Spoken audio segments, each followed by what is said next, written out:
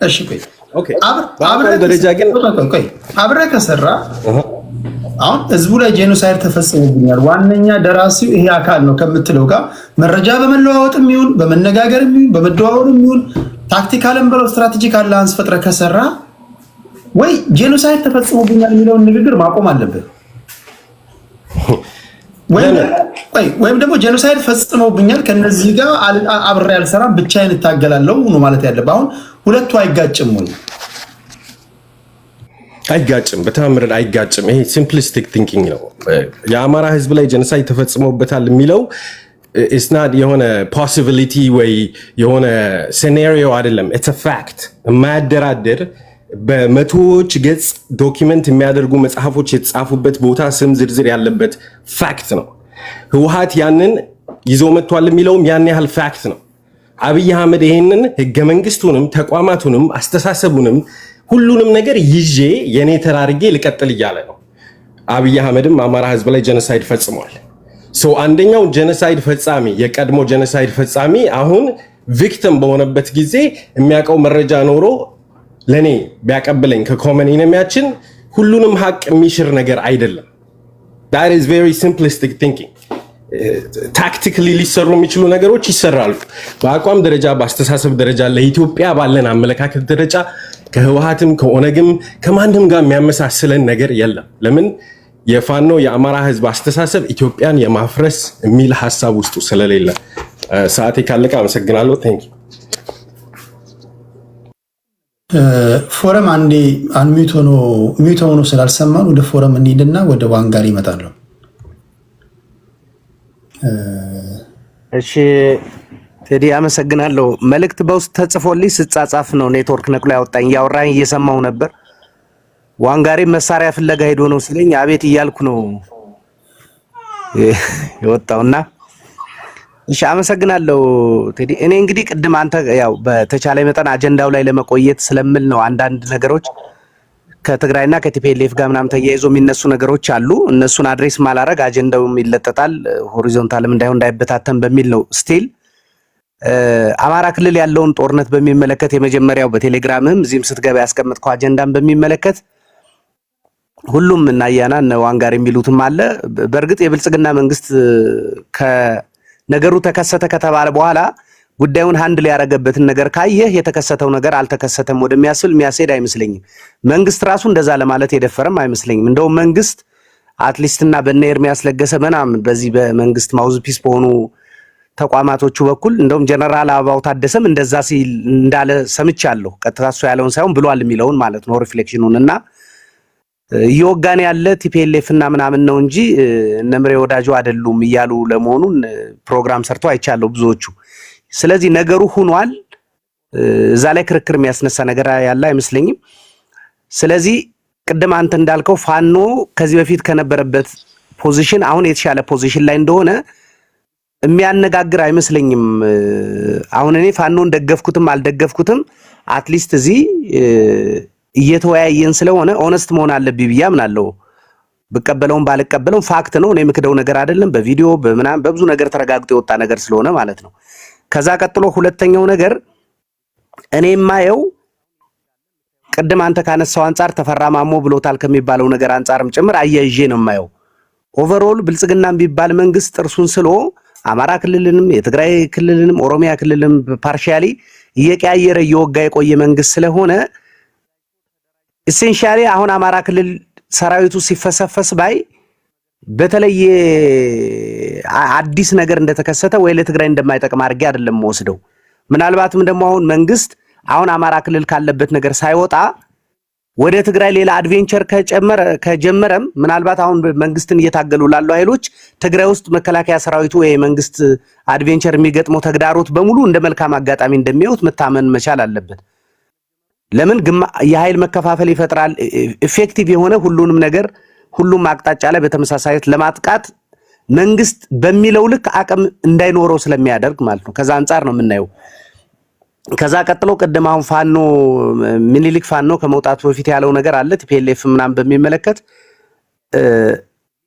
አንዳንድ ያው ፐዝል ያረጋኛል ምንድነው መሰለ ፐዝል የሚያረጋኝ መሬት ላይ ያሉትን ፋኖች አትሊስት ከትግራይና ከቲፒኤልኤፍ ጋር ተነጋግረን አብሮ መስራት ባይቻል እንኳን ጠላትነቱን ዴስከሌት ልናደርግ እንፈልጋለን የሚሉ ሰዎችን የሚደግፉ ሰዎች መሬት ላይ ያሉት ሰዎች ከሚሉት ጋር በጣም በኮንትራስት በጣም ተቃርኖ ውስጥ ያለ ነገር ለምን አድቮኬት እንደሚያደርጉ አንደርስታንድ ለማድረግ ይቸገራለሁ። እንዳልኩ ግን የኔ ቦታ አይደለም። የአማራ ክልል ልጆች ነን አማራዎች ነን የሚሉ ሰዎች ይጠቅመናል ያሉትን ለምን አሉ አልልም። ግን አትሊስት መሬት ላይ ካለው ነገር ጋር ግን ተቃርኖ ነገር እንዳለው አንተም ያነበብክ ይመስለኛል። ለዛ ይመስለኛል ልጁ ነው የጠየቀው በዚህ በኩል የምትለውና መሬት ላይ ያሉት መሪዎች አብረን ለመስራት ጥረት እያደረግን ነው። አትሊስት በሐሳብ ደረጃ ብልጽግና የጋራ ጥላት አድርገን ወስደን እንቅስቃሴ ውስጥ ነን የሚሉ ሰዎችን አንደርማይን የሚያደርግ ነገር ይመስለኛል እሱ የተናገረው። ግን ኦቨርኦል የኔ ቦታ አይደለምና ምናልባትም እነ አጼ ዘርዓ ያዕቆብ እነ አኪላ የሚሉትን ይላሉ ብዬ አስባለሁ። በእኛ በኩል ግን ብልጽግና ከሁሉም በፊት የህልውና ስጋት አድርገን ስለምንቆጥረው የሚደርስበትን ነገር ሁሉ ዲዘርቭ ያደርጋል ብለን ነው ምናምን። አማራ ክልል እየገጠመው ያለውን ነገር ደግሞ ምናልባት ሚዲያ ላይ ያሉ ሰዎች ከሚሉት በላይ አማራ ክልል መሬት ላይ ምን እየተካሄደ እንደሆነ አንዳንዶቻችን ፈርስት ሃንድ ኢንፎርሜሽንም ስላለ መንግስት የለውም ማለት አይደለም። መንግስት አድሚት ለማድረግ ምክንያት የለውም፣ ያው ዲናይ በማድረግ አተርፋለሁ ስለሚል ማለት ነው። እኛ ግን ነገሩን እናውቀዋለን ብቻ ሳይሆን መሬት ላይ ሆኗል ብለን የምናምነውን የሰማነውን ነገር በማስተጋባት ስለምናተርፍም ጭምር የአማራ ክልል የሚታገሉ ፋኖች ያሳኩትን ነገር አንደርማይን የምናረግበት ምንቃረንበት ወይም እንዳልኩ ምንክድበት ምክንያት የለም። ምናልባትም እንዳልኩ ሁለተኛ አጀንዳ ላይ ያነሳው ነገር ስላለ ከትግራይ ጋርም ተያይዞ ኢምፕሊኬሽኖች አሉት ብዬ ስለማስብ እዛ ላይ ትንሽ ልበል በቀረይ ደቂቃ። ከኤርትራ መንግስት ጋር ተያይዞ በተደጋጋሚ የሚነሳ ነገር አለ። አኪላ ቅድም አንተም የፊልድ ማርሻሉን ንግግር አሰምታል ነው አንጋሪም ያሉት ነገር አለ።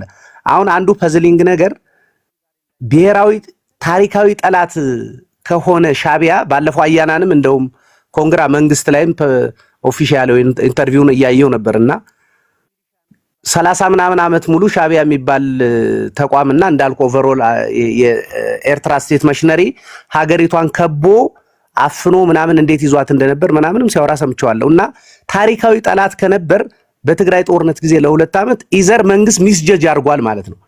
ኤርትራ የሚባልና ሻቢያ የሚባል ድርጅትን በ2 ዓመቱ ጦርነት ኮምፕሊትሊ ታሪካዊ ጠላት መሆናቸውን ረስቶ ትግራይ ውስጥ ጎትቶ አስገብቶ የትግራይን ህዝብ አስጨፍጭፏል። ካልሆነ ደግሞ ከኤርትራ ወይ ሻቢያ ለኢትዮጵያ ካለው ታሪካዊ ጠላትነት ይልቅ የትግራይ ህዝብን ማጥቃት የበለጠ ኢምፖርታንት አድርገው ወስደውታል ማለት ነው። ኦቨርኦል መንግስት እንኳን በዚህ ደረጃ ታሪካዊ ጠላቴ ከሚለው ጋር ተለዋዋጭ የሆነ ፖሊሲ ካለው ቀጥቃጭ አካል የሚቀጠቀጠው ህዝብ ኮንሲስተንትሊ የኤርትራና የሻቢያን ታሪካዊ ጠላትነት የሙጢ ብሎ እንዲይዝ ኤክስፔክት ማድረግ በጣም በጣም አስቂኝ ነገር ነው። ልንሞት ፈርተናል። ብልጽግና የሚባል ሪሶርስፉል መንግስት ነው። ሀገር የሚመራ መንግስት ነው። ለተለያዩ አድቫንስድ መሳሪያዎችና ለ100 ሚሊዮን ህዝብ ሪሶርስ አክሰስ አለው። ጠቅላይ ሚኒስትሩም እኮ ብለዋል የድሃ ልጅ የሞላበት ሀገር ነው። በተለይ ደግሞ አሁን 12ኛ ክፍል 2-3% ተማሪ በሚያልፍበት ሀገር ወጣቱ ምንም የሥራ አማራጭ በሌለበት ሀገር ውስጥ በሚሊዮን ሰራዊት በየወሩ እየመለመሉ ጦርነቱን 10 ዓመት ማስቀጠል ይቻላል። ይሄ ጠቅላይ ሚኒስትሩ በግልጽ ያሉት ፖሊሲ ነው። ስለዚህ ኮንሲስተንትሊ እንዳየው ነው። መከላከያ ይላካል። የትገባ የሚባል ጥያቄ የለም። የደረሰ የሚባል ጥያቄ የለም። እኔ እንደው ቴዲ አንፎርቹኔትሊ በጣም እንደው የሚያሳዝነኝ ነገር ልንገር። ሁሉም ክልሎች እኔ ለፋኖች ሁሉ ዕውቅና ሰጥቼ አውቃለሁ ከዚህ በፊት። ዛሬም አንተ ፊት አንዱ ዕውቅና የምሰጠውን ነገር ልንገር። በትግራይ የሞተውን ሰራዊት ሁሉም ባለስልጣናት ቤት ድረስ ሄደው አስረድተዋል፣ አስለቅሰዋል። አዘኑም አላዘኑም አትሊስት አስመስለው እንኳን ቢሆን መርዶ ይነግራሉ። የኢትዮጵያ መንግስት አንድ ቀንም ለተሰዉ መከላከያዎች መርዶ ሲነግር ሰምተህ አታውቅም። መሞታቸውንም አክኖሌጅ ሲያደርግ ሰምተህ አታውቅም። መንግስትን እንደግፋለን የሚሉ ሰዎችን መከላከያውን ወደ ጦርነት ለመላክ ሲገፋፉት እንጂ በሞቱ ይሁን ሲማረክ ሁሉ እንዴት እንደሚከዱት ስታይ ምን ያህል በምንም ሁኔታ ቢሆን ሰው ጋፈን እንደምንልክ የተማመኑ ይመስላል። ማለት ሪኮግናይዝ ብናረገው መስዋዕትነቱን ባናረገው ምርኮውን ሪኮግናይዝ ባናረገው ብናረገው ያየህ እኮ ነው። ፎቶሾፕ ነው ይላሉ። ቅድም አንተ እንዳልከው እኮ እነዚህ ሰዎች ቪዲዮ ያላቸው ፎቶ ያላቸው የሚያሳዝኑ ህፃናት ጉስቁልቁል ያሉ ሲማረኩ ሁሉ ግራ የተጋቡ ህፃናትን ቪዲዮ እያየ እነዚህ ሰዎች የሚጠብቁ እናቶች የሚጠብቁ ልጆች ወንድም እህቶች እንዳሉ ከግምት ውስጥ ባላስገባ መልኩ ፎቶሾፕ ነው ይለዋል። መከላከያ ድል ባመጣ ሁሉ ድሉን ይጋሩታል። የተዋረደ በመሰላቸው የወደቀ በመሰላቸው ጊዜ ሁሉ ይክዱታል። ይሄ አንዱ ማሳያ ምን መሰለ፣ ሰራዊት ከየትም ቦታ ቢሆን ጋፈን እንደሚወስዱ ግን እርግጠኛ ናቸው። እንዳየው ደግሞ ቱ ሳም ኤክስተንት በየጊዜው አሁን የዛሬ 15 ቀን 20 ቀን አካባቢ ይመስለኛል በ10 ሺዎች የሚቆጠር በብር ሸለቆ በውርሶና በብላቴ ምናምን የተመረቀ ሰው አሳይተዋል። እነሱ ፕሮባብሊ ሰሞኑን እነምሬ እጅ ላይ ከወደቁትም ውስጥ ሊሆን ይችላል። አሁን ደግሞ ብርሃኑ ጁላ ውርሶ እያየው ነው። ኦቨርኦል ምንድነው? ከዚህ በተቃራኒ እንደውም ታጣቂዎች በትግራይም በአማራ ክልልም ያሉ ፋኖች ማይተ ከሆነ የተሰውባቸውን ሰዎች እሺ ቴዲ መቃብራቸው ድረስ ሄደው አክኖሌጅ ያደርጋሉ፣ ሴሌብሬት ያደርጓቸዋል፣ ይዘክሯቸዋል፣ መሞታቸውን ያምናሉ፣ የተሰውበትን ቦታ ሁሉ ይገልጻሉ፣ ቤተሰቦቻቸውን የመጽናኛ መልእክት ምናምን ለመላክ ይሞክራሉ። ስለዚህ መንግስት ከአማጽያን ያልተናነሰ ምናልባትም የባሰ ሞራል ውድቀት ውስጥ ነው ያለ። ለዚህ ነው ትረስት ያጣ ብዬ ነው ማምን። አክኖሌጅ ማድረግ ይገባል። ገፋፍተህ የምትልከው መከላከያ ሰራዊት ሲማረክ ይሁን ሲሞት እውቅና መስጠት ይገባል። ችግሩ እንደገጠመው ግን መካድ ብዙ አንተ ምንም ማናችንም የምንቀበለው ነገር አይመስለኝም። ፕሮዳክቲቭም ነው ብዬ አላምንም። አመሰግናለሁ ቴዲ። ቴንክ ዩ ፎረም። አንድ ማስታወቂያ አለ። ነገ ሁላችሁም በጉጉት የምትጠብቁት አንድ ጉዳይ አለ። እዚህ ሶሻል ሚዲያ ላይ ሁሉም ገንዘብ ይሰበስባል። የሚሰበሰበው ገንዘብ ደግሞ ጥያቄ አስነስቷል። እንደምታውቁት ከሀገር ውጭ ያሉ ዲያስፖራዎች ገንዘባቸውን ይሰጣሉ። ዲያስፖራው ገንዘብ ይጠይቃል። ተገቢውን ክብር ግን አያገኝም። ሁሉም ጥርጣሬ ያለው፣ ሁሉም ጥያቄ ያለው። ነገ ቲክቶክ ላይ ገንዘብ የሚሰበስቡ የተቸገረ እንረዳለን የሚሉ በክብር መጥተው ጥያቄ ይጠየቃሉ። ይህንን ጥያቄ መጠየቅ መብት አላችሁ። እናንተ መታችሁ በውስጣችሁ የሚብላላ ጥያቄ ካለ ትጠይቋቸዋላችሁ። ገንዘቡ ቀላል አይደለም። ይህ ዝም ብሎ 1000፣ 2000፣ 3000 እንዳይመስላችሁ በሚሊዮን ዶላር የሚቆጠር ነው። እንደሰማችሁት አናዳጅ ነገሮች ምንድናቸው? ዲያስፖራው ወገን ተቸገረ በተባለ ሰዓት፣ ታመመ በተባለ ሰዓት ገንዘብ ይጠይቃል።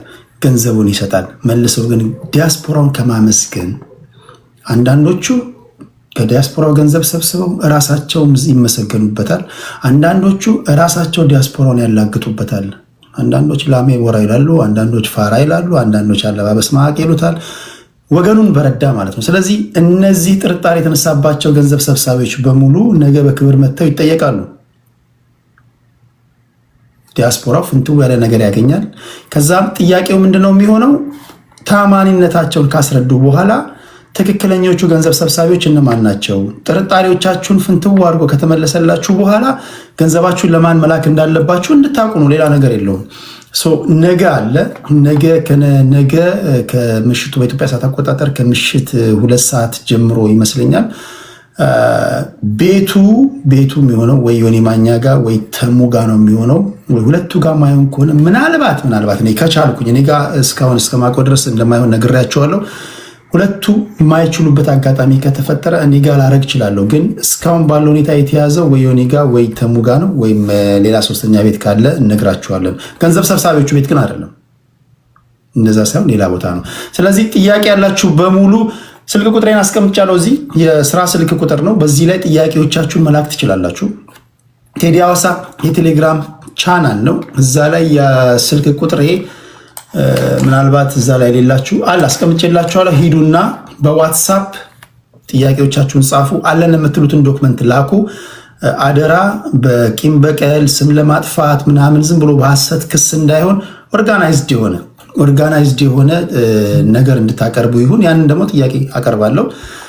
ስሞቻችሁን ከፈለጋችሁ ጥቀስ ካላችሁን ጠቅሳለሁ። አይ ስሜ አይጠቀስ ካላችሁ ስሜን መድኃኒዓለም ያውቀዋል ካላችሁ ስማችሁ አይጠቀስም ለማለት ያለው ተስማምተናል። ይሄ ነው ማስታወቂያው። ስለዚህ ነገ እንዳትቀሩ። በሚሊዮን ዶላር የሚንቀሳቀስበት ጉዳይ ነው። የተፈጠረውን ሰምታችኋል። የተፈጠረውን ስለሰማችሁ የማጥራት ነገር እንሰራለን ለማለት ያህል ነው። ግማሹ ተዘረፍኩኝ ይላል፣ ግማሹ ዘረፍኩኝ ይላል፣ ግማሹ እንዲያረኩኝ ይላል። ለማንኛውም እሱን ለማጥራት ነው። ስለአዳመጣችሁኝ ከልብ አመሰግናለሁ። ፖለቲከኞችም መምጣት አለባችሁ። ነገ ሁሉንም ሰው ማስገባት አይቻልም። ስትመጡ አለን የምትሉትን ጥያቄ እንድታቀርቡ እናንተም ገብታችሁ መጠየቅ አለባችሁ። ሁላችሁም ጥያቄ ሊኖራችሁ ስለሚችል ማለት ነው። ታዲያ ስትመጡ በብሔር ተቧድነ እንዳትመጣ፣ በሃይማኖት ተቧድነ እንዳትመጣ። ራስን ችለን የሰበሰብከው ራስን ችለና ልክ ስትመጣ እንኳኩተህ ስትገባ የብሔር ካባህን አውልቀህ ትመጣለህ፣ የሃይማኖት ካባህን አውልቀህ ትመጣለህ ወይ አውልቀሽ ትመጫለሽ። ራስሽን ችለሽ በግል ጥያቄ ትጠይቂያለሽ ማለት ነው። እናንተም ስትጠይቁ ከተጠያቂዎቹ ብሔር ጋር ሰፍታችሁ ጥያቄ እንዳታቀርቡ አደራ አደራ። ብዙ ጊዜ ሲያጨቃጭቀን ሲያነታርከን የነበረ ጉዳይ ስለሆነ በግለሰብ ነው የሰበሰቡት፣ በግል ነው የሚጠየቁት። ስለዚህ ወንጀል የግል ነው። ወንጀል ከሆነም ንጹህነትም ከሆነ ንጹህነት የግል ነው። ስለዚህ አሁን ሌቦች ናቸው የሚል ከማንም እናንተም እንዳትጠቀሙ። ለጥያቄ ነው የሚፈለጉት። ተጠርጣሪ ናቸው በህግ ቋንቋ ተጠርጣሪ ናቸው። እነማን ናቸው? እሱን ነገ አብረን የምናየው ይሆናል። እሺ የነገ ሰው ይበለን። ከፎረም 11 በኋላ ቴዲ ከከባድ ይቅርታ ጋር ዋንጋሪና አንተነህ ይቀድሙኛል እና ጊዜ መጣበብ ስላጋጠመኝ ከፈቀዱልኝ ብቀድማቸው በጎ ፈቃዳቸው። ዋንጋሪና አንተነህ ጊዜ መጣበብ ስላጋጠመ ትፈቅዱለታላችሁ? አያና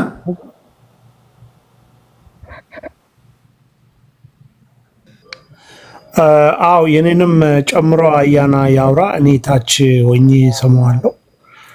የኔንም ሰዓት ተጠቅመ በደንብ አስረዳልኝ አያና። ዋንጋሪ ምን ትላለህ? ዋንጋሪ ፈቅደሃል?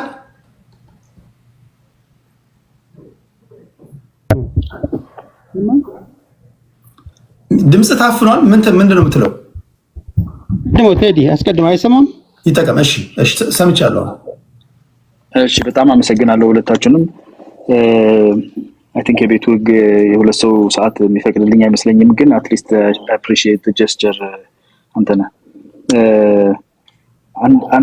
አንዳንድ ጊዜ የሚገርም ነገር አወቅሽ ሲሏት የቄስ ሚስት መጽሐፍ አጠበች የሚባል አይነት የፖለቲካ ትንተና ትሰማለህ። እና አኪላ አንድ የገረመኝ ነገር የተናገረው የወልዲያን የስትራቴጂክ ፖዚሽን መሆን ብሎ ተናግሮ ፎልስ ፍላግ ነበር አልተያዘም ደግሞ ይላል።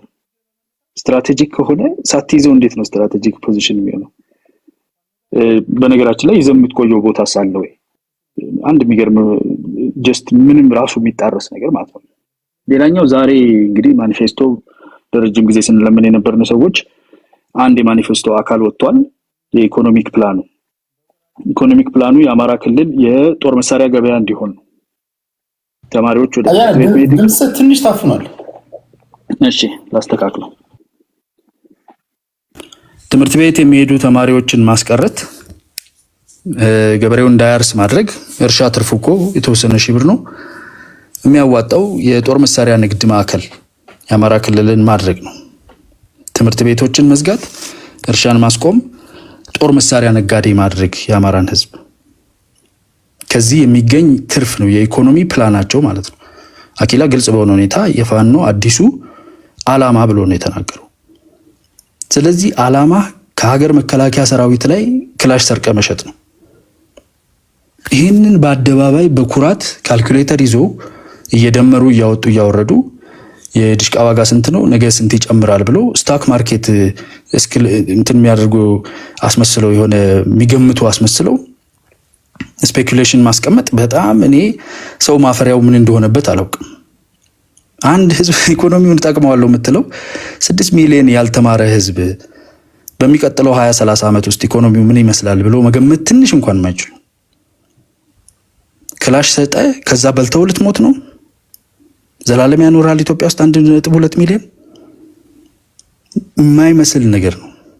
ትግሉ መሳሪያ ሰርቆ የመሸጥ እንደሆነ በግልጽ በአደባባይ ዋና አማራዎች ሁለቱም ተቀባብለው በደንብ አስረድተውናል። ያው ልጅ ፊት አትናገር ይባላል የሆነ ነገር ብለዋቸው ነው።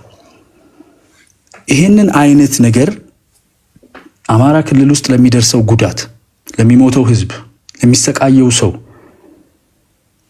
መሳሪያ ንግድ ማዕከል ልናደርገው ነው ክልሉን እየተባለ እሰይ ብሎ እኮ ከዚህ የሚያጨበጭባል። ይሄን እንኳን አዙሮ ማሰብ የማይችል ማለት ነው።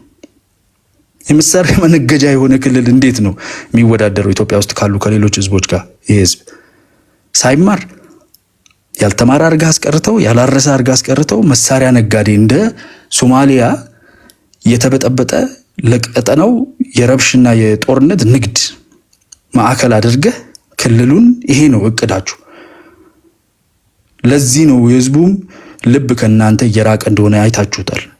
አውቋል አሁን ምን አይነት ሰዎች ውስጡ እንደተሰበሰቡ መሳሪያ ነጋዴዎች፣ ለሌላ አካል ተቀጣሪዎች። የሚያሳዝን ነገር አንተ በሌላ አካል በገለልተኛ አካል የተደረገ ጥናት ሴቶች ልጆች ትምህርት ካለመኖሩ የተነሳ ሴተኛ ዳሪነት ላይ በብዛት እየተሰለፉ ነው ስትል ሴተኛ ዳሪነት እንደ መንግስት ስራ በእድሜ የሚቀጠር ይመስል አኪላ 18 ዓመት እንዴ 10ኛ ክፍል 9ኛ ክፍል ኢትዮጵያ ውስጥ ያለ የሴተኛ ዳሪነት ከመቼ ጀምሮ ነው መታወቂያ አይቶ እድሜሽ 18 አልሞላም ብሎ የሚያስቀረው? በደስታ ነው እንጂ የሚቀበልህ ዳርክ የሆነ ማርኬት ማለት ነው። እና የዛን ህዝብ ጉዳት ለማሳነስ ሚኒማይዝ ለማድረግ የሚሄዱበት መንገድ ጉዳቱን ደግሞ በገንዘብና በሳንቲም እንዴት ቁጭ ብለው 4 ሚሊዮን 2 ሚሊዮን 500 ሺህ እያሉ በሰው ፊት በካልኩሌተር እንደሚያሰሉ ስታይ ለህዝቡ ትንሽ ደንታ የሌላቸው ባገኙት አጋጣሚ ለመክበር ሲታገሉ የነበሩ ህልውና ብሎ እዚህ አንዱ ወንድም ሲያጨፈጭፍ የሌለ ነገር ነው። የህልውና አደጋ አሁን የተጋረጠበት ወደ ሴተኛ ዳሪነት የሚመራ ትምህርት የሚያስቆም የመሳሪያና የብጥብጥ ቀጠና አድርጎ የመሳሪያ ንግድ ተቋም አድርጎ ክልሉን ለማቆም የሚያስብ ከዚህ የባሰ የህልውና አደጋ እዚህ ህዝብ ላይ ተጋርጦ አያውቅም። ቅድም አንዱ ምኒልክ የሚባለው ወንድማችን ህገ መንግስቱ ትንሽ ነው ማንበብ ይችላል። የአማራን ህዝብ ታርጌት አድርጎ እንደ ህዝብ ሊያጠፋ የሚሞክር ህገ መንግስት የለንም። ከህገ መንግስቱ ጋር ተያይዞ ያሉ ትርክቶች ከዛ በፊት የነበሩ ማኒፌስቶዎች ልንል ይችላል። እነሱን ማኒፌስቶዎች ካደረጉ አካላትም ጋር እኮ ይላል። እኔ አንዳንዴ ግራ ነው የሚገባኝ። የህልውና አደጋዬ ከእገሌ ነው የመጣው ያንን ለመቀልበስ ከማን ጋር ነው የምታገል መሰለ? ከራሱ ከእገሌ ጋር ነው የምታገለው ይላል። ይሄንን ደግሞ አለመቀበል ሲምፕል መሆን ነው፣ አእምሮህ በደንብ አለማሰብ ነው ይላል። የማይመስል ነገር የሚጣረስ ነገር አንደኛው ንግድ ነው የምነግደው ይላል፣ አንደኛው ከፈለኩት ጋር ነው የምሰራው። ተፈራ ማሞ የሚባል ሰውዬ ምንድን ያለው እኛን አልፋችሁ ሻቢያንና ቲፒኤልኤፍን አትነቁም አለ።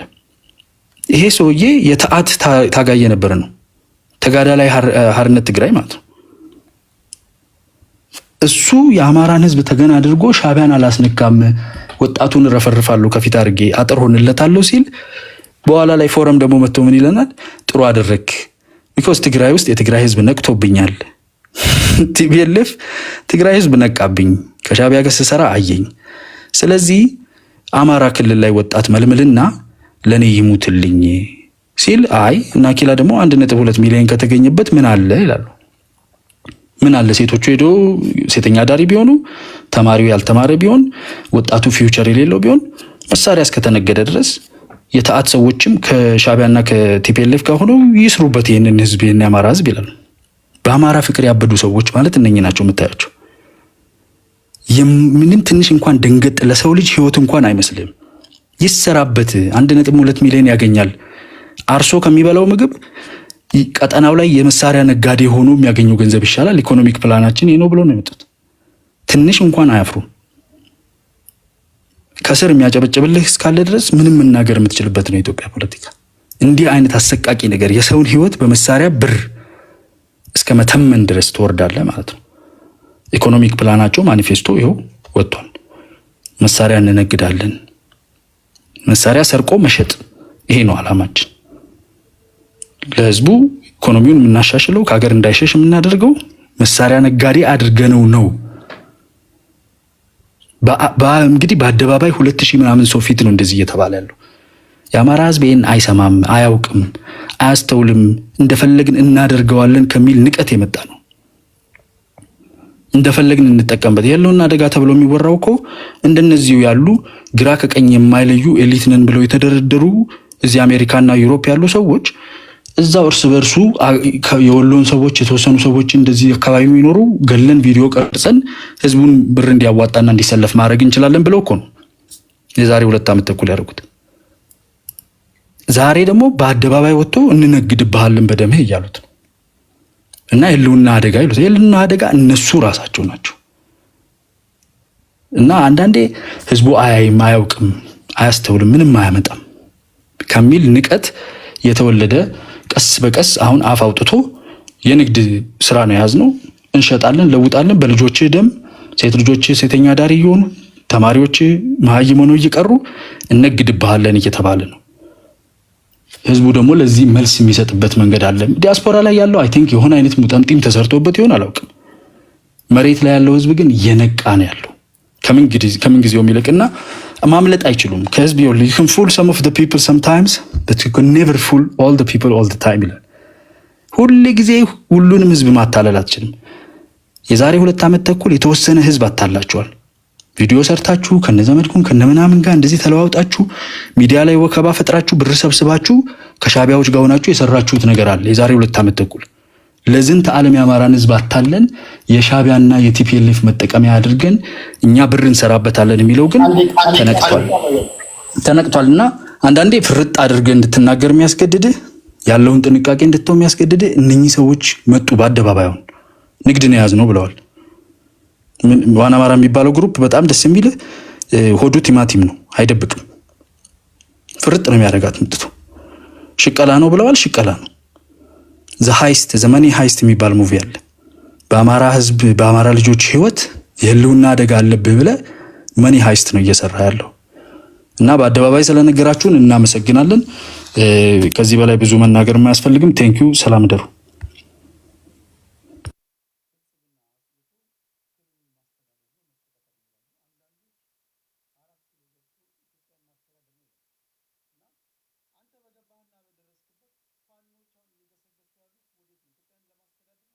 ኦኬ ሰማ ዋንጋሪ አንተ ነህ።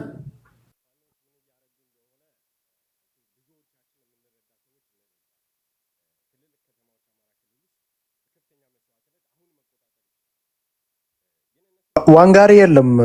አይ ቲንክ አኪላ ነው መሰለኝ።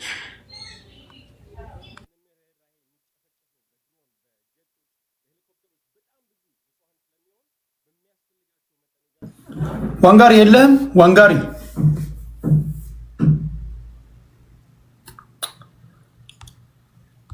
ዋንጋሪ ኦኬ። ምናልባት ወርዶ ይግባ። ሰዓት ለመቆጠብ ከዋንጋሪ ቅድስት ናት አይደል? ቅድስት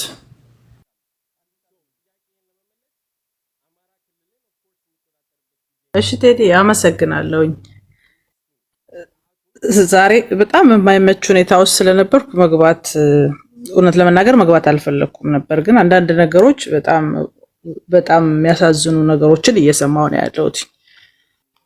የአማራን ህዝብ ትግል ወስዶ ንግድ ላይ መጣል፣ የአማራ ህዝብ የህልውና አደጋ የተጋረጠበት አሁን በጣም በባሰ ሁኔታ እንደሆነ በደንብ የሚያሳይ ፖለቲካ የአማራ ህዝብ ላይ እንደመጣ በደንብ የሚያሳይና እንደውም ሁሉም አማራ በሚባል ደረጃ አሁን ላይ ተረባርቦ ነቀርሳውን ከላዩ ላይ ማስወገድ ያለበት ሰዓት ነው ብዬ ነው የማምነው። ይሄ ጦርነት በቀጥታ ከትላንት ወደ አማራ ክልል ላይ የተደረገው ጦርነት በቀጥታ የሻቢያ ተልኮ ትዕዛዝ የነበረበትና እቅዱም የሻቢያ ተልኮ ነው። ሁለቱ ሻቢያና ህወሓት ፌደራል መንግስቱ ፊቱን ወደ እነሱ እንደሚያዞር ስለገባቸው በቀጥታ ማድረግ የያዙት ነገር ምንድነው? ጦርነቱን ኤርትራም ውስጥ እንዳይካሄድ ትግራይ ክልልም እንዳይካሄድ አማራን ታርጌት ያደረገና አማራ ክልል ውስጥ ብቻ ጦርነት እንዲካሄድ እየተደረገ ያለበትና አማራን እስከ ዘላለም ማውደም ተልኮ ይዞበት የመጡበት ነው። እንግዲህ በጣም በሚያሳዝን ሁኔታ መከላከያው በተወሰነ ደረጃ ላይ ከበባ ውስጥ አስገብቶ በመግደል እና በማጥቃት መከላከያው ደግሞ መልሶ እርምጃ ሲወስድ ማንን ሊጎዳ እንደሚችል ይታወቃል። ስለዚህ አሁን በቀጥታ ታርጌታቸው ምንድነው? አማራን ክልል ማውደም። ጦርነት የሚባል ነገር ከክልሉ ሳይወጣ እነ ህወሓት ሳይነኩ እነ ሻቢያ ሳይነኩ የአማራ ህዝብ ይሄንን መከራ እንዲሸከም የማድረግ ስራ ነው እየተሰራ ያለው። ለዚህ ደግሞ በደንብ ማሳያዎች መጥተዋል። ከዚህ በፊት የፋኖ አደረጃጀቶች ከሻቢያ ጋር የማይሰሩ ከህወሓት ጋር የማይሰሩ እየተባለ በጣም ብዙ ሽፋን እየተሰጠ የቆየባቸው ሁኔታዎች አሉ።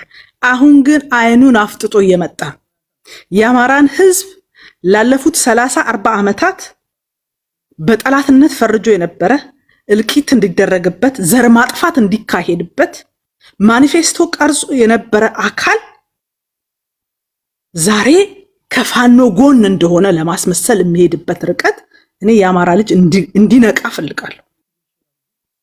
ዛሬ በየሚዲያው የሻቢያና የህዋት ደጋፊዎች አንዳንዶቹማ እኔ ቅድም የነበሩ ሰዎችን እየሰማዋቸው ነበር። አፍ መፍቻ ቋንቋቸው ሌላ እንደሆነ በግልጽ እየተናገረ አማርኛውን ለማውጣት እየተናነቃቸው ግን የአማራን ህዝብ የትግል እንትን የሆነውን ፋኖ የሚል ስያሜ ይዘው መጥተው ካዋረደን ከገደለን ጋራ እስካሁንም ለልቂት ከዳረገን ቡድን ጋራ ቢሰራ ምንም ችግር የለብኝም የሚል ጦርነቱ አማራ ክልል ውስጥ ቢሆንም ምንም ችግር የለብኝም የሚል ፖለቲካ ይዞ መጥቶ የአማራን ህዝብ ለዘላቂ ጥፋት እስከ መጨረሻው ድረስ መነሳት እንዳይችል የሚያደርግ ፖለቲካ እየተሰራ ያለበት ሁኔታ ነው ያየነው። በጣም ባሳዛኝ ሁኔታ ይሄ ውስጥ ለውስጥ ሲወሩ የነበሩትን ነገሮች ጀነራል ተፈራ ማሞ መጥቶ በግልጽ ነገረን። ዘር ከልጓም ይስባል ነው። እሱም ወደ ዘሩ ስለሄደ ነው፣ ሌላ ነገር አይደለም። እሱ ከአማራ ህዝብ ይልቅ የትግራይ ህዝብ እንደሚያሳዝነው ወይም ቲፒኤልኤፍ እንደሚያሳዝነው በደንብ እናውቃለን። ዘሩ ስለሆነ ወደ ዘሩ ነው ሮጦ የሄደው። እሱ አማራ ክልል ውስጥ ሆኖ የህወሓትን ፖለቲካ ለመፈጸም እየሰራ በአማራ ህዝብ ጫንቃ ላይ ቁጭ ብሎ የአማራ ህዝብ ውስጥ ተወሽቆ ህወሓትን ከነካችሁብኝ እኔ አለቃችሁም የሚል የአማራ ታጋይ የለም። ህወሓትን ከነካችሁብኝ አልፎ ተርፎ ደግሞ ሄዶ ሻቢያን ከነካችሁብኝ አለቃችሁም እያለን ነው። ስለዚህ ምንድነው ታዲያ ትላንትና ስታወራው የነበረው ትርክ ተጽፎብኛል መከራ ያየሁ ነው ሲል የነበረውን የአማራውን ጥያቄ ነጥቀ ይዘው ወጥተህ እኔ ነኝ ይሄንን ማስፈጽምልህ ብለህ ወጥተህ ከጻፈብህ ገዳይ ጋር እሰራለሁ ብለህ ስትነሳ የአማራ ህዝብ አሁን መንቃት ያለበት ጊዜ ነው። የአማራ ህዝብ ትግል ለመነገድ አይደለም፣ ለመሸቀጥ አይደለም። ከማላይ ነው የአማራ ህዝብ የሚሰርቀው? ከሀገሩ ላይ ከህዝቡ ላይ እንዴት የራስ ቅቤ ይበላል እንዴ? የአማራ ህዝብ መገለጫው ይሄ አይደለም። ሌብነት አይደለም፣ ዘረፋ አይደለም። ሀቅ እውነት አለው። ችግር ደርሶብኛል ነው ያለው። ሌሎች ኢትዮጵያውያን እንዲረዱለት ነው የፈለገው። እኩል መድረክ ነው የፈለገው። ፍትሃዊነት ነው ኢትዮጵያ ውስጥ የፈለገው እንጂ ዘራፊነት አይደለም። ስለዚህ ዛሬ መዝረፍ አለበት የሚሉን ሰዎች ማንነታቸውን ደብቀው የህወሓት ፍቅር ልባቸው ውስጥ ቀብረው የነበሩ ትግል ሲመጣ ግን ሮጠው ሄደው የአማራን ስም ያንጠለጠሉ ጠላቶች ናቸው። በነገራችን ላይ ምንም ከሻቢያ ከቲፒኤልኤፍ ምንም ተልኳቸውን ይዘው መጥተው እዚህ ትግል ውስጥ የገቡ ናቸው። ስለዚህ አሁን በእርግጠኝነት መሬት ላይ ካለው በትክክል የአማራን ህዝብ ጥያቄ ይዞ ከመጣው ፋኖ የነተፈራን ጥያቄ ውድቅ የሚያደርግ የኔ ፍላጎት ከነዚህ ከሃዲዎች ጋር መስራት ሳይሆን የአማራን ህዝብ ህልውና በትክክልም ይዞ መምጣት ነው የሚል ይወጣል። ምንም ጥያቄ የለውም። አለበለዚያ የአማራ ህዝብ ይሄንን የሚሸከምበት አቅም የለውም። እያታለሉ መኖር በፍጹም አይቻልም። የአማራን ህዝብ ይዞት የመጣው የሻቢያን ተልኮ እኛ ጫንቃ ላይ ግን ማስፈጸም አይቻልም። ስለዚህ መስመርህን የምታስተካክል ከሆነ መስመርህን ይዘህ ትቀጥላለህ ነው እዛ ክልል ላይ ያለውን ታጣቂ የሚለው። መስመርህን ማታስተካክል ከሆነ እንደተለመደው በኢትዮጵያ ፖለቲካ ውስጥ ደርግም ይምጣ የአማራ ጫንቃ ላይ ተጭኖ፣ ኢህአዴግ ይምጣ የአማራ ጫንቃ ላይ ተጭኖ፣ ብልጽግና ይምጣ የአማራ ጫንቃ ላይ ተጭኖ፣ አሁን ደግሞ ተመልሰው እንደገና ተገፍተው የሄዱ የተንኮታኮቱ ተመልሰው ወደ ኢትዮጵያ ፖለቲካ ውስጥ መግባት የማይችሉ የቲፒኤልኤፍ ኃይሎች እንደገና አማራ ጫንቃ ላይ ተጭኖ መጥተው እንደገና ስልጣን እንዲይዙ የሚፈቅድ አማራ የሚፈቅድ ትውልድ አይኖርም በምንም ተአምር።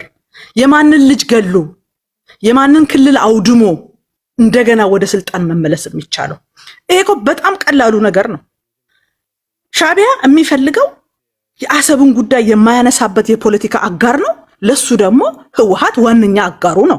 መጠየቅ እንኳን እንዳትችሉ ነውር ነው እያለ መለስ ሲነግረን ነው የቆየው። ከዛ በተረፈ የህወሓት ፖለቲካ ደግሞ ይታወቃል። አማራ ክልልን በዚህ ጦርነት አውድሞ አማራን አዳክሞ ዛሬ በጉልበት ያጣቸውን ነራያንና ውልቃይትን ልክ እጁ ሲያስገባ አማራ ሲደክም መከላከል አይችልም ይታወቃል። ልክ እጁ ሲያስገባ የራሱን ሀገረ መንግስት ይመሰርታል። አማራ ሁል ጊዜ የፖለቲካ ጨዋታ በተሰራ ቁጥር እየተበላ ህዝቡን እያስጨረሰ የሚሄድበት የፖለቲካ አሰራር በፍጹም እንዲከሰት በዚህ ትውልድ አይፈቀድለትም። ታትሴት። ስለዚህ ህወሓትም ለራሷ ነው እየሰራች ያለችው፣ ሻዕቢያም ለራሱ ነው እየሰራ ያለው። የአማራን ስም ተጠቅሞ ግን የአማራን የጀግንነት ስም ፋኖን ተጠቅሞ ግን ተላላኪዎችን ውስጥ አስገብቶ ግን የአማራን አንገት ማስደፋት አይቻልም። አንዴ ቃልሽ የአማራን አንገት ማስደፋት በፍጹም አይቻልም። የአማራ ህዝብ ትግል አሁንም መንቃት ያለበት የአማራ ህዝብ ሌባ አይደለም፣ አይዘርፍም፣ ለንግድ አልወጣም። በጦርነት ውስጥ እየታመሰ በድሮን እየተገደለ ያለ ህዝብ መሳሪያ ቀምተህ 2.5 ሚሊዮን 1.5 ሚሊዮን አጠራቅም የሚባል የዘራፊ ቡድን አይደለም። ይሄ የአማራን ትግል ለማርከስ የአማራ ኮዝ ውሸት ነው ስንላችሁ የነበረው ትክክል ነው የሚሉ አካላት እንዲጨፍሩና አማራ አንገቱን እንዲደፋ የመጣ ጨዋታ ነው። ይሄን ጨዋታ ማንም አይቀበልም። ኮዝ አለው፣ የፍትህ ጥያቄ ነው፣ አልሞትም ባይነት ነው። እኔም እንደሌሎቹ ይገባኛል የፍትሃዊነት ጥያቄ ነው ይዞ የመጣው። ይሄንን የሚመልስበት ፖለቲካ ይሰራል እንጂ የዘራፊ የአሸባሪ ፖለቲካ በፍጹም አይሰራም። ይሄ እኮ በሌላ መንገድ ፋኖ አሸባሪ ዘራፊ ነው እየተባልን ነው ማለት ነው። ይሄንን የሚቀበል ፋኖ ካለ እንግዲህ የምናየው ነው የሚሆነው። አመሰግናለሁ። ቴንክ ዩ ቅድስት። እያጠቃለልን ነው፣ ወደ መጨረሻው ዙር እየተቃረብን ነው። መጨረሻ ላይ እሺ ወደ አንተ ነው። የነገውን ፕሮግራም መጨረሻ ላይ ብዙዎቻችሁ የጠይቃችሁኝ ስለሆነ መጨረሻ ከዚህ ፕሮግራም በኋላ ቦታውን ነግራችኋለሁ። በትዕግስት ጠብቁ። ዋንጋሪ ወደ አንተ ልምጣ። እሺ በጣም አመሰግናለሁ። በእውነት ገና የቅድሙን የና ኪላን የና ዘራ ያዕቆብን ክርክር ከሰማሁ በኋላ የአማራ ህዝብ መከራ ገና እንደሆነ ገባኝ። ምክንያቱም ከ60ዎቹ ያለፈውን እንተውና ከ60ዎቹ ወደዚህ ያለውን የፖለቲካ ትግል ከተመለከትን አማራ የተገረፈው በራሱ ልጆች ነው። ከዋልልይ ጀምሮ የኢትዮጵያ ህገ መንግስት ላይ የተዛባ ግንኙነት የሚለው ጀነራል ፍሬስ በግልጽ አማራ ኮንስቲቱሽን ላይ ነው ሌሎች ብሔር ብሔረሰቦች ብሔራዊ ጭቆና አለባቸው ብሎ የተጻፈው ብቸኛው የኢትዮጵያ ህገ መንግስቶች ውስጥ የአማራ ህገ መንግስት የአማራ ልጆች ያረቀቁት ህገ መንግስት በጣም ይገርማል። የአማራ ማህበረሰብ ከውስጥ የሚወጡ አለንጋ ነው ሲገረፍ የነበረው። ይሄ ማንን አስታወሰኝ? የኩርዶችን ትግል አስታወሰኝ። ኩርዶች ሶሪያ ውስጥ ያሉ፣ ኢራቅ ውስጥ ያሉ፣ ኢራን ውስጥ ያሉና ሲሪያ ውስጥ ያሉ በአራት ተከፍለው የኩርድ ነፃነት ብለው ጀመሩ። ብርቅዬ የኩርድ ታጋዮችን ያስበሏቸው ራሳቸው ኩርዶች ነበሩ። ሲሪያ ያለው ቱርክ ውስጥ ያለውን ያስበላል፣ ቱርክ ውስጥ ያለው ሲሪያ ውስጥ ያለውን ያስበላል። በዚህ መልኩ ነበር ሲጫወቱባቸው የነበሩት አራቱ ስቴቶች። በተለይ ኢራን ያሉት ኩርዶች ለመላው የኩርድ የሊብሬሽን ትግል መከራ ሲያበሉ የነበሩት ናቸውና ይሄም በመጨረሻ 20 ዓመት ትግል ከደረሱ በኋላ ትግላቸው በርካታ የኩርዶችን ታጋዮች ካስበላ በኋላ በውስጥ አርበኛ የፒኬኬ መስራች የነበረው በጣም ድንቅ ታዋቂው የኩርድ ታጋይ ሚስጥሩን ደረሱበት መጨረሻ ላይ።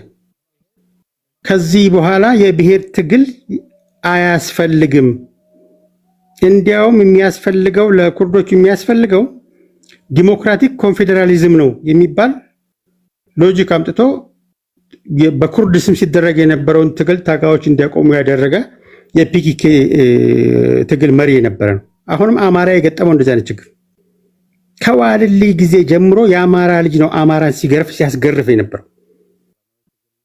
በደርግም ስርዓት አማራ ነው ሲገረፍ የነበረው። በንጉሳዊ ስርዓትም አማራ መከራውን ሲበላ የነበረ ማህበረሰብ ነበረ። ማህበረሰቡ ግን በህገ መንግስቱ ግን ሌላው ማህበረሰብ ሲጭቆ እንደነበረ የሚገልጽበት። አሁንም በአማራ ስም አንዳንዶቹ በግልጽ ይታወቃሉ። ለአማራ የሚታገል የአማራ ህዝብ መከላከያን ጦር ከኋላ ወቅቶ ይቀበላል ብሎ በአደባባይ ምስክርነት አይሰጥም። ለካ ትክክል ነበር ዶክተር አብይ ማለት ነው። በጥቁር ክላሽ ከመከላከያ ሲዳከም ከጀርባ እየወጉ ሲቀሙ ነበር የሚባለውን ትክክል ያረጋገጠው የአማራን ትግል እዚጋ 3 አማራ ትግል ያደረጉት ምኒልክና ዘራ ያዕቆብ እጅግ የተለያየ ግብ ነው ያስቀመጡት። የአማራን ማህበረሰብ በኮንፊውዥን የሚያስበሉ የሚያስገድሉ የሚያቀጭጩ ከታሪክ አውድማ የሚያወሰጡ ስራዎችን እየሰሩ ያሉት የራሱ ከአማራ ወጣን የሚሉ አሊያም ደግሞ በአማራ ስም የሚነግዱ ኮንትሮባንዲስቶች ናቸው። የፖለቲካ ኮንትሮባንዲስቶች በግልጽ የትግራይን ማህበረሰብ የአሉላን ሽንት የአሉላ ሽንቶች የአፄ ዮሐንስ ሽንቶች የኢትዮጵያን አንገት ያስቆረጡ ሽንፍላዎች ናቸው። የነሱ ጉዳይ አስፈጻሚ የሆነ ደግሞ የአማራ ልጅ መጥቷል። አማራን የሚያስገርፍ እንግዲህ ልጅ ማለት ነው። በዚህ አየትም አንዘልቅም። የኦሮሞን ፖለቲካ 60 ዓመት የጎተቱት እንግዲህ ልጆቹ ናቸው።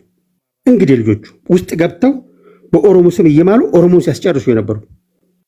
ከእንደዚህ አይነት ፖለቲካ የምንላቀቀው ጤናማ ፖለቲካ፣ ጤናማ አስተሳሰብ፣ ዘመናዊ አስተሳሰብ ስናመጣ ነው። ለዚህ ነው ቅድም ለምሳሌ የአማራ ህዝብ የዋህነቱ ደመቀ ኮሎኔል ደመቀ ትግሬ መሆኑ ማን ያውቃል? አማራ የዋህ ስለሆነ በአማራ ስለታገለ በአማራነቱ ነበር የተቀበለው። ትግሬው መጥተው ግን እንዴት ኮሎኔል ደመቀን ተቀበላችሁ? ይሄ በአያቱ በኩል ትግሬ የሆነውን ተፈራን አልቀበልም ብላችሁ ፖለቲካ ይሰራባል። ራስ ላይ ተመልሱ። የአማች ፖለቲካን የሚያካሂደው ተፈራ ጀነራል ተፈራ ሚስቱ ኤርትራዊት ናት። በዚህ ሌቭል ይሄን ማህበረሰብ በዚህ ሌቭል ከሆነ ገና የኢትዮጵያ ምጥ የኢትዮጵያ ችግር ቀጣይ ነው ማለት ነው። የአማራ ህዝብ መከራማ ገና ነው ማለት ነው። ከእንዲህ አይነት ፖለቲካ ካልወጣን እንደ አገር አንድንም። እመኑኝ፣ መሳሪያ ለመሸጥ መከላከያን የኢትዮጵያ መከላከያን የኢትዮጵያን ዳር ድንበር የሚጠብቅ አንድ ህይወቱን ውድ ህይወቱን ለዚች ሀገር ነፃነት ለዚች ሀገር ድንበር የሚሰጥን መከላከያ ወግቼ መሳሪያውን ተቀብዬ ሸጬ ነገ ጧት ሀብታም አደርጋለሁ፣ የአማራ ገበሬ አንተ ዓመቱ ሙሉ ብታርሰው ገቢ አታስገኝም የሚል የትርክት ስህተት ማህበረሰቡን ኢቭን ያለውን እንኳን በደሉን እንዳይሸፍን የሚያደርግ ትግል ይሄ ራሱ ጸረ አማራ ነው። አማራ ይታገለው ግን ይመለከተኛል። እኔ ነው እንዲህ አይነት ትግል ኢትዮጵያን ይዞ ስለሚወድቅ አገሬን ይዞ ስለሚወድቅ ወደኋላ ስለሚያስቀር 100 ዓመት ወደኋላ ስለሚያስቀረን ይሄ የስልሳው ትውልድ ተወናብዶ ሲያወናብደን የነበረውን የፖለቲካ ባህል ወርሰን አሁንም በተመሳሳይ መልኩ የአማራ ማህበረሰብ የሚያስገርፉ ሰዎችን መመልከት ያማል፣ ያቀራል። ምክንያቱም አገሬን ስለሚጥል አገር ስለሚገድል ትልቅ ማህበረሰብ ነው አማራ። ካራማራ ላይ ሞቷል፣ አድዋ ላይ ሞቷል። ያልሞተበት ጠረፍ አለ አማራ። ይሄ ማህበረሰብ በገዛ ልጆቹ ከዋሊ ጀምሮ ሲገረፍ አይቱ ዝም እንደማለት በኦሮሞ ህዝብ ላይ መፍረድ የለም፣ በሌላው ማህበረሰብ ላይ መፍረድ የለም። ስለዚህ ከእንዲህ አይነት ሜንታሊቲ እስካልተላቀቅን ድረስ የአማራ ህዝብ መከራው ገና ነው። የኢትዮጵያ ህዝብ መከራው ገና ነው። የኦሮሞ ህዝብ መከራው ገና ነው። የትግራይ ህዝብ መከራው ገና ነው። ለእናት ሀገሩ አንገቱ የተቀለለት ብቸኛው አፄ ዮሐንስ ናቸው። የአፄ ዮሐንስ ልጆች ናቸው ኢትዮጵያን መከራ የሚያበላው። ከእንዲህ አይነት ኋላ ቀር አመለካከት ወጥተን ዘመናዊ የፖለቲካ አስተሳሰብ ፖለቲካ ማለት ሀሳብ የሚሸጥበት ወገን የሚለውጥ ሰርቶ እርሻውን አንድ የሚያመርትበትን 3 የሚያመርትበትን ነው ማድረግ ያለብን እንጂ መከላከያ ማጅራት መተህ ክላሽ ሸጠህ ሚሊዮነር ትሆናለህ ብሎ የሚያማከር የፖለቲካ አክቲቪዝም አለ። መቀለጃ ነው የሆኑ የአማራ ማህበረሰብ አሁን ሊነቃ ነው የሚጠበቅና አሁን ነቅቶ የሚከላከል ይመስለኛል። በግልጽ የአማራን ማህበረሰብ ማህበራዊ እረፍት ነሳለሁ ብሎ ማኒፌስቶ ጽፎ ሀድጊ ብሎ መከራውን ሲያበላው ከነበረ ጋር ነፃነቴን አገኛለሁ ብሎ ካሰበ ተበላ። የተሰረከውን ነገር ከሰረቀ ሰው ጋር አብረ ከፈለክ መቼም አታገኝም የተሰረቀብህን ነገር። የአማራን ህዝብ ነፃነትን የነቃው እንዲህ አይነት ትግል የሐሰተኛ ትርክት የተፈጠረበት በመሆኑ አሁን ዋናዎቹ ትርክቱን ከፈጣሪዎች ጋር አብሬ ታግዬ አማራን ነፃ አወጣለሁ የሚል ትግል አማራ ላይ እድሜ ልኩን እንደመፍረድ ይቆጠራልና የኩርድ ህዝቦችን ትግል ነው የሚያስመስለውና እባካችሁ ሁን ብላችሁ መርዝ የምትሰሩትም ነገ ጠዋት በእናንተ እንደው ብድራቱ ይድረሳችሁ ብሎ መራግም ባልፈልገውም ግን እመኑኝ የምትሰሩ ስራ ትክክል አይደለም። አኪላና ዘራ ያዕቆብ ፕሊዝ እለምናችኋለሁ። ቴንኪው ድሉ ስለሰጠኝ ቴዲ ቴንኪው ወንጋሪ። ክብራትና ክብራን ከግራም ከቀኝም ፍንትው ያለ ውይይት እያደመጣችሁ እንደሆነ ተስፋ አድርጋለሁ። መርጣችሁ የመብላት ኃላፊነት የእናንተ ነው። ማን ነው ፖለቲካ እየሰራ ያለው ከማን ነው እውቀት እያገኛችሁ ያላችሁት እናንተ ትፈርዳላችሁ። ሁልጊዜ እንደምናገረው አድማጭ ተመልካቾቻችን አልገቡም እንጂ የእውቀት መምህሮቻችን ናቸው። እያደመጡን ነው፣ የታዘቡን ነው። አባቶቻችን እዚህ ውስጥ አሉ፣ እናቶቻችን አሉ፣ የእውቀት መምህራኖቻችን አሉ፣ ህፃናቶችም አሉ። ይሄ የምታደምጡት ሀገራችን ላይ ያለ የተለያየ አይነት እሳቤ ነው። ስለዚህ መርጣችሁ አድምጡ። ያን ላድርግ የምችለው ከልብ አመሰግናለሁ። እኔ ያለሁበትን ቦታ ታፕታፕ አድርጎ የሚያወሩት ወሬ በጥራት ወደ እናንተ እንዲደርስ ነው እንደዛ የምታደርጉት። ከዋንጋሪ ቀጥሎ እኔ ነኝ ቴዲ። ወደ አኪላ እንሄዳለን። ታንክ ዩ አመሰግናለሁ። ያው የመጨረሻው ነው ያው ነው የሚሆነው ማለት ነው። ኤኒዌይስ በዚህ አጋጣሚ ያው ብዙ የብልጽግና ወንድም እህቶቻችን ከአማራ በላይ አማራ ሆኖ ዛሬ መጥተዋል። ያው ምክንያቱ ይገባናል። ዱላው ነው። ዱላው ከበድ ሲል ብሔርም ጾታም እናስቀይራቸው ይመስለኛል ወደፊት ማለት ነው። ሶ ለማንኛውም አንድ የአማራ አባባል አለ፣ ለአንበሳ አይመትሩ ለብልህ አይመክሩ ይባላል። ሶ ለፋኖ ማንም ሰው መምከር አይችልም። ኦኬ ለአንበሳ ሳር ካልበላህ እያልክ ብታስቸግረው አንተን ነው የሚበላ። ስለዚህ በዛ መልክ ባትሄዱ መልካም ነው ማለት ነው። ለአንበሳ ስጋ ነው የሚበላው፣ ስጋ ነው የምታቀርብለት። ሳር ይዘህ ብትቀርብ አንተን ነው የሚበላህና አሁን እናንተ ሳር ይዛችሁ ነው እየመጣችሁ ያላችሁት። ሌላም የራስ ቅቤ አይበላም ተብሏል፣ ለው ተነጥሮ ይበላል የሙያ ጉዳይ ካልሆነ እና ሐሳቡ በሴት መነሳቱ ደግሞ ስለገረመኝ ነው። ለማንኛውም ወደ ሐሳቤ ለመምጣት አማራ ክልል ዝረፉ ተብሏል። ዝረፉ ሳይሆን ንብረታችን እያስመለስ ነው። ላለፉት 50 ዓመታት እና በ27ቱም በአሁኑም 7 ዓመት የአማራ ህዝብ ከበጀት በታች ተደርጎ በጀት ሳይሰጠው በድህነት ውስጥ እንዲማቀቅ ተደርጓል። ያለፉት 4 ዓመት በላዩ ላይ ነው ጦርነት የተደረገው። የወሎ የሸዋ አካባቢዎች በጦርነት ምክንያት ወድመው በአጠቃላይ እስከ 200 ቢሊዮን ብር የሚያስፈልግ ምንድነው ሪስትራክቸሪንግ የበጀት ሪስትራክቸሪንግ እንደሚያስፈልግ መንግስት ራሱ አስጠንቶ በፊት ከዋት ጋር በተጣላ ጊዜ ሲደሰኩርበት የነበረው ፕሮፓጋንዳ ነው። ሁላችንም እናስታውሳለን። እንኳን 200 ቢሊዮን ብር 10 ሚሊዮን ብር እንኳን አልሰጠም። ስለዚህ የአማራ ህዝብ የራሱን ንብረት ነው የሚቀበለው። ብዙዎች የሚረሱት የአማራ ህዝብ ከፍተኛ ቁጥር ያለው በኢትዮጵያ ሪሶርስ ላይ ትልቅ ሴይ ያለው የአባይ ግድብ ባለቤት የሆነ ማህበረሰብ ያም አካባቢውም ባለቤት የሆነ ማህበረሰብ መሆኑን ብዙ ሰው ይረሳዋል። ስለዚህ ከራሳችን ሼር ላይ 600 ቢሊዮን እንደውም በጣም ትንሽ ነው። ይሄ ሪሶርስ ከጠላት ኃይል ላይ ከብልጽግና ኃይል ላይ መውሰድ ምንችልበት ነው። በነፃም ደግሞ እየወሰድ ነው አይደለም፣ እየሰራን ነው፣ እየወሰድ ነው ያለው፣ ታግለን ነው እየወሰድ ነው ያለው። አሁን ትልቁ ልዩነት በነፃ አውጪ ታጋይና በአምባገነን መንግስታት መካከል የጭንቅላት ልዩነት ነው። እኛ ትግሉ ሲጀመር 5 እና 6 ክላሽ ይዘን ትግል ጀምረናል። አሁን ያለንበትን ማየት ይቻላል። ከመንግስት ባልተናነሰ ቀላል መሳሪያዎችን እኩል ታጥቀናል። ያ የልፋታችን ውጤት ነው። ይሄን ያመጣው የጭንቅላት ልዩነት ስላለ ነው። የአማራ ታጋይ ዝም ብሎ አሁን እዚህ አብዛኛው ለመበሻሸቅ ነው ትግል የሚመስለው። እኛ እንደዋና አማራም ወደ ትግል ስንገባ ኦሮሞን ለማብሸቅ ብልጽግናን ለማብሸቅ ምናምን አይደለም። ህዝባችንን ለመጥቀም ብቻ ነው የገባ ነው። ህዝባችንን ባይሁክ ኦር ባይክሩክ እንጠቅመዋለን። ሪሶርሶቹን የሚያገኝበት ህሉና ትግሉ የሚያጠናክርበት እያንዳንዱን ነገር አዘርት የሚያደርግበትን ትግል ነው። አማራ ክልል 600 ቢሊዮን ብር ገብቷል። 600 ቢሊዮን ብር ኦኬ። የብልጽግና መንግስት እኮ የኤርትራን አሰብን ወስዳለሁ ቢኮዝ ሪሶርስ ነው ፋይናንሻል ጌን አለው ብሎ እኮ አስቦ እኮ ሰው ሀገር ሳይቀር ሄዳለሁ ብሎ እኮ እንቅስቃሴ ውስጥ ያለበት መንግስት ነው። እኛ ክልላችን ውስጥ ሊያውም የራሳችን ገንዘብ ሊያውም ደግሞ የራሳችን የሆነ 200 ቢሊዮን ብር በጀት ሪስትራክቸሪንግ የሚያስፈልገው ክልል 600 ቢሊዮን ብር ይዘህ አቅመቢስ ወታደር ይዘህ ከላከው የስ ስንችል በሽመል ካልቻልን በክላሽ ካልቻልን በድሽቃ መተን እንቀበለዋለን። ይሄ እንደ አንድ የአማራ ፖለቲካ ቲንክ ታንክ እዚህ ላይ ቤዝ ያላረገ ትግል የማናረግ ከሆነ ኪሳራ ነው። እስካሁን በፌዝ ነው የመጣን። የመጀመሪያው ህዝቡ ማነሳሳት ነው። በደሉን ተናግረናል፣ ሰልፎች ወጥተናል፣ ያንዳንዱ ሰርተናል፣ ህዝቡ ተነቃቅቷል። ሁለተኛው የአማራ ትግል የሚመስላቸው የብልጽግና ሰዎች እንደው እስከ አዲስ አበባ ድረስ እንደ ህዋቱ ጦርነት እየተጫረሰን አዲስ አበባ ምንገባ ነው የሚመስላቸው። እንደሱ የምታስቡ ከሆነ አይ ቲንክ በጭንቅላት እኩል እንደሆነን ታምናላችሁ ማለት ነው። በጣም በሚያሳዝን ሁኔታ የአማራ ታጋይ በጭንቅላት ሁላችሁንም ይበልጣል። ስለሚበልጥ በውጤቱ እየታየ ነው። እንዴት እንደምንገባ አታውቁም። ግን እናንተ በምታስቡት በጣም የተጋነነ ጦርነት ግን አንገባም። እንዴት እንደምንጥላችሁም እዚህ መዘርዘር አያስፈልግም። ኢትስ ኢዚ ባይ ዘ ዌይ ብዙ ከባድ አይደለም። አሁን የመከላከያ ሰራዊት እጅግ የተሰላቸ መዋጋት የማይፈልግ የሀብት ችግር ያለበት የገንዘብ ሰቀቀን ያለበት ነው። ኮዝም የለውም። ይህን ኃይል አፍረክርኮ መሄድ ብዙ ከባድ አይደለም።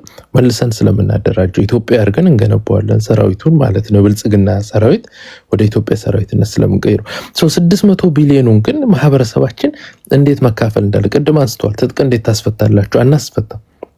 የሚመጣው የአማራ ክልል ህገ መንግስት የአማራ ህዝብ በህግ እንዲታጠቅ የሚፈቅድ እንዲሆን ነው የምንፈልገው። ክልል ህገ መንግስት ቢያንስ ቢኮዝ ማህበረሰባችን ራሱን ከመጠበቅ ጋር ከመሳሪያ ጋር የተቆራኘ ባህል አለው።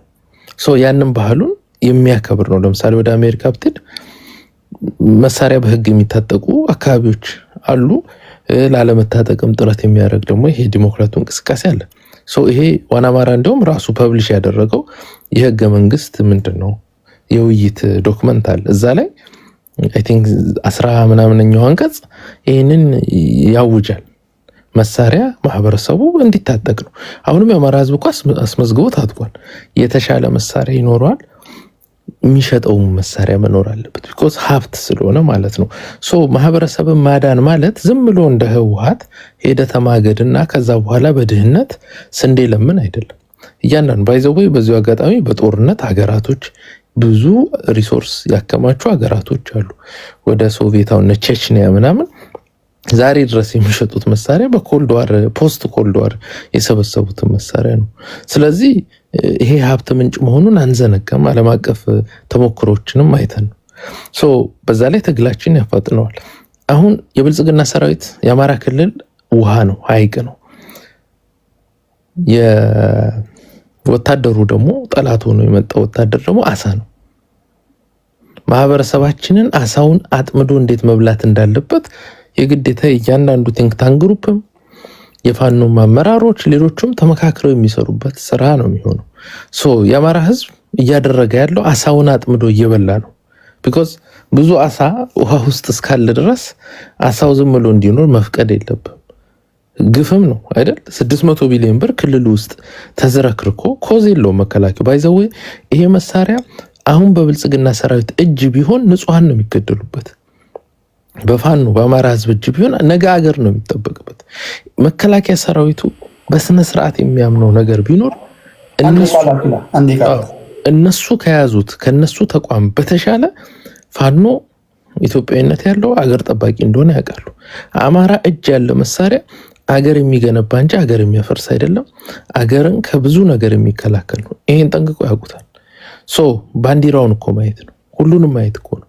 አማራ ወታደር ይዞት የሚሄደው ባንዲራ አባቶቻችን የአያቶቻችን 3000 ዓመት የኖርንባትን ኢትዮጵያ የሚያከብር ባንዲራ እንጂ ዛሬ ወያኔ የሚሉ ሰዎች እኮ ወያኔ የሰጣቸውን አምባሻ ባንዲራ እኮ ተሸክመው እኮ ነው ሰራዊታቸው የሚንቀሳቀሰው። የአማራ ህዝብ እያደረገ ያለው ክልሉ ውሃ ነው፣ እኛም እየመከርን ያለ ነው። ሀይቅ ነው። 600 ቢሊዮን ብር አለ። ያ ደግሞ አሳው ነው። አሳውን አንድ በአንድ እያጠመደ እንዲበላ ያንዳንዱን አሳ ይወስድ። ኦኬ፣ ያ የሚቀጥል ነው፣ ተጠናክሮ የሚቀጥል ነው። በብልጽግና በኩል ያለው ለቅሶ ምክር ቀስ በቀስ ያው እየተረዱት ይመጣል። እንግዲህ የእናት ሞትና ምናምን ሲረዱት መጀመሪያ ይከብዳል። የአይነት ስሜት ስላለው ያው እያንዳንዱ አማራ እንዲረዳቸው የፓኒክ ፌዝ ላይ ነው ያሉት። 4 ኪሎ ስንገባ እንግዲህ አላውቅም ጨርቅ የሚጥል ካለ ልብስ ካሁን እናዘጋጃለን ማለት ነው። ቴንክ ዩ አኪላ።